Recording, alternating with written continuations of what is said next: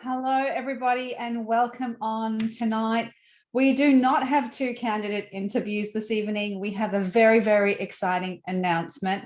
Our website is finally live. We are so excited. We've had our volunteers on all day trying to break it, find glitches, and we're so excited to be able to present it to you.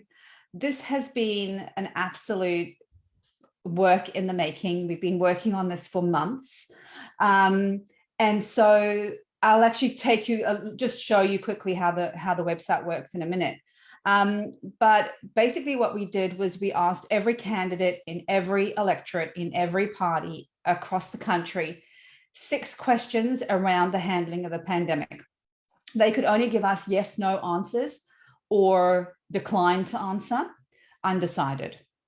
And so the reason why we were so excited that the website is live, and the reason why it's only live now instead of just before pre-polling, is because we really wanted to give you worthwhile information.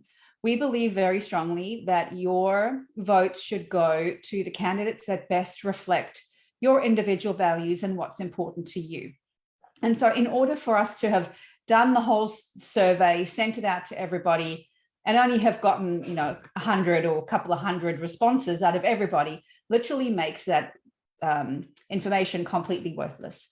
So we have had volunteers calling parties' head offices to get people's numbers. We have gotten email addresses. We've done all sorts of digging to get contact numbers for people. We've sent candidates reminders after reminders and extended deadlines after deadlines to try and get as many of their responses as we possibly could. And I truly believe that we now have in Australia the singular website that actually has individual candidate responses published on it. So we are so excited that we're able to share that with you and help you guys make those educated voting decisions. At Stand Up and Vote, we have always erred on the side of truth. Always correct information and truth. We don't deal in rumors. We don't deal in fallacy. We always give you the correct information. And so when we had the opportunity to go for fast or go for correct, we erred on the side of correct, and we will always do that, always. So I'm going to quickly try and share my screen with you guys and just show you quickly the website. It's really simple, really basic. But quite powerful. So I'm just going to get to the little page here so I can share my screen and hopefully everybody can see it. Give me 1 minute.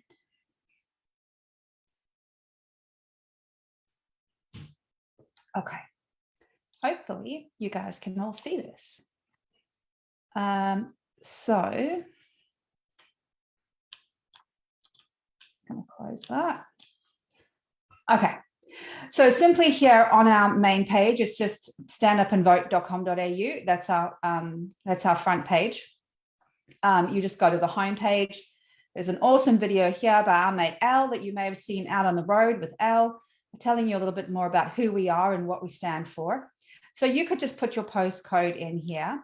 I'm going to put mine in just for the sake of interest. And see what comes up. Okay, so I happen to be in Ford.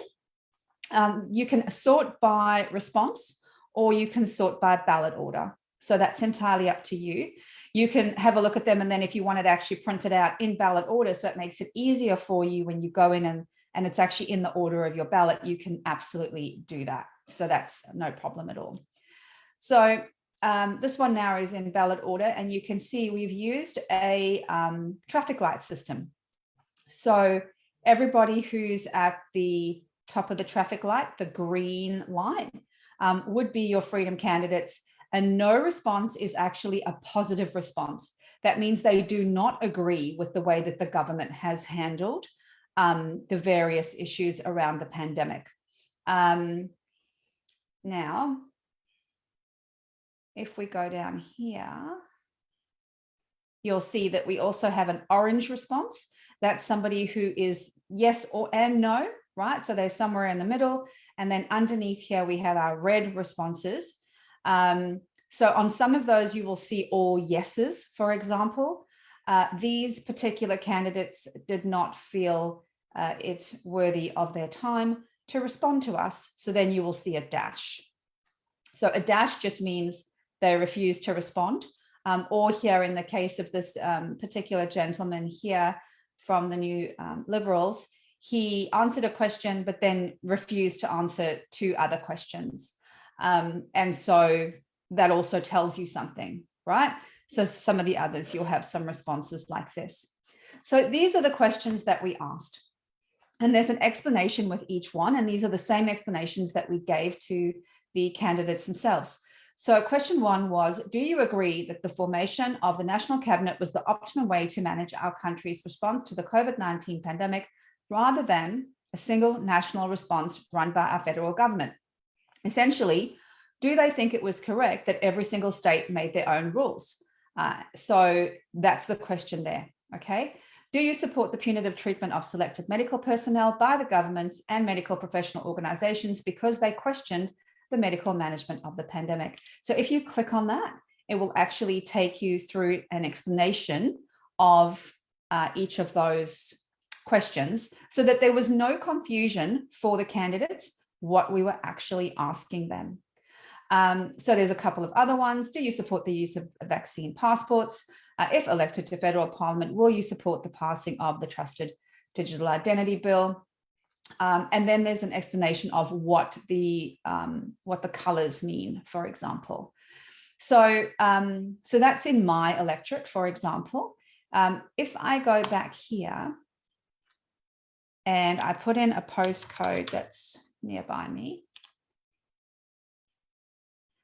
So this particular postcode happens to have 2 electorates in it, Ford and Rankin. So I could be in either one.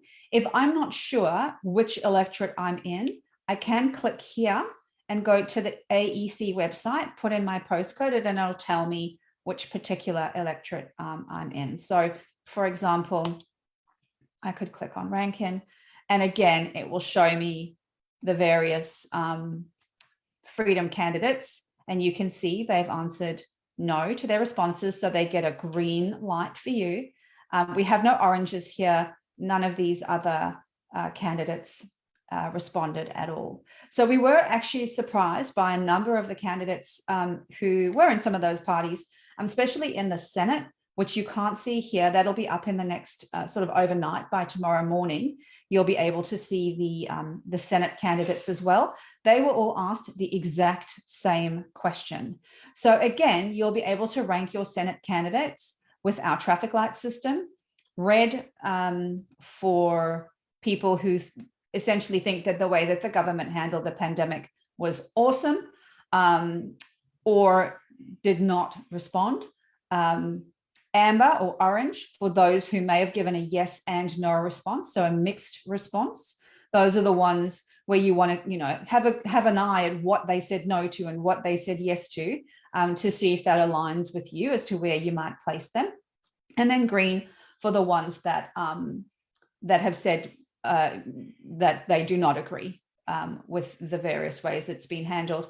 And you can see that once you have sort by response, they'll just simply be in alphabetical order in there or you can put them into ballot order. While I'm here as well, I may just take you over just to 2 other things. We also have a section here for volunteers. There's me. And you can volunteer here and you can tell us how you'd like to be involved, whether you just want to share our email campaigns, if you want to join teams or be a scrutineer, various ways you can get involved with Stand Up and Vote. So that's all there. And then there's some resources. So if you're going to any of the rallies this weekend, you can actually come in here. You can print out flyers to tell people about Stand Up and Vote and about our website and how they can use it. And you can take those along and hand those out if you're excited to do that. And then last week, we had an incredible webinar. It is our it's like a full hour's worth of training. And we would usually only do it in person at events. We did the full thing online and you're able to watch that and get a copy of that replay as well.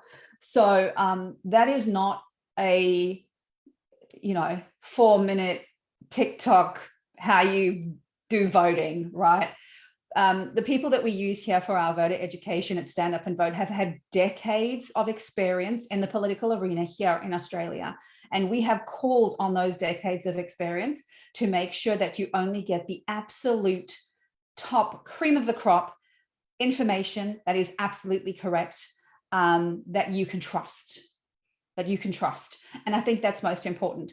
I've had some various information shared with me today, different websites when our volunteers are checking ours. And one of them literally on their website tells people in the Senate, don't vote below the line because your vote won't count. Absolute nonsense, complete hogwash, absolutely inaccurate. If you vote below the line, you actually get to vote for individual candidates that you want in the Senate. If you vote above the line, then the party gets to choose which candidates they put in the Senate. So if you really want control and you really want your vote to count, find out about the Senate candidates, see where they stand and vote for your candidates. But it is absolute hogwash to say that your vote doesn't count if you vote below the line. So these are some of the little differences where Stand Up and Vote has always been absolutely obsessed with only giving you correct, valuable voter education. No fright tactics, no, scammy whatevers, just straight down the line, what's correct. So we are super, super excited to present this to you guys. Please share it with everybody. In the next 12 hours, we will have the Senate candidates up as well. We're just making sure that everything there is working perfectly as well, so that you guys can use it and take it with you when you go and vote. We're so excited that all of you are working so hard to be responsible and educated voters to make a change for this country. And it's going to be the one to change everything or not. And it's all up to us. So make sure that your vote counts. Make sure that you go and vote. Make sure that you help candidates where you can. It's really, really important. And we are incredibly grateful to be a part of it with you. So thank you so much, you guys. In about a half an hour, we'll have another candidate interview on for you. So hop on and check that out. Go through some of the others. You can search our Facebook page too, by the way, to see if we've interviewed a candidate from your electorate. We've been interviewing 2 a night for the past month almost, and we have another week of them to go. So feel free to search up and see if we've interviewed one of yours, and you can find out more about them as well. Thank you very much, everybody. Good night.